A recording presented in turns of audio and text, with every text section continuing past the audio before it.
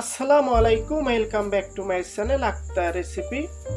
আজ আপনাদের সাথে শেয়ার করব হেলদি পেঁপের স্মুদি রেসিপি। পুরো ভিডিও দেখবেন। টেবিলে চলে আসলাম, একটা পাকা কলা নিয়েছি 150 গ্রাম ওজন। এখন ছোট পিস করে কেটে নিব।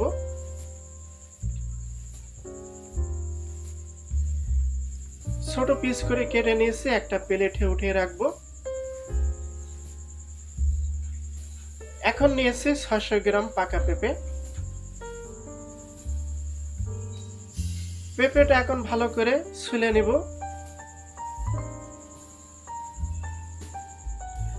ভালো করে ছুলে নিয়েছি, এখন ছোট পিস করে কেটে নিব। ছোট পিস করে কেটে নিয়েছি, এখন বলে উঠিয়ে রাখবো।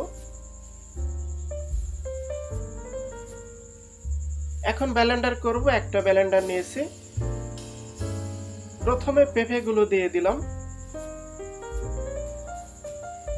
কলাগুলো দিয়ে দিলাম। এখন দিয়ে দিচ্ছি 100 গ্রাম টক দই।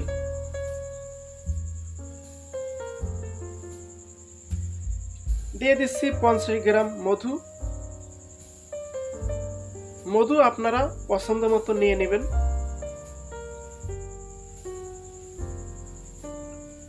দিয়ে দিচ্ছি 200 গ্রাম ঠান্ডা পানি।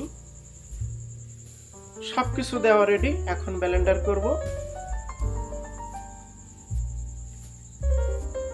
ভালো করে ব্লেন্ডার করে নিব। অবশ্য আপনারা ভালো করে ব্লেন্ডার করে নেবেন। তো ব্লেন্ডার করা হয়ে গেল, এখন পরিবেশন করব।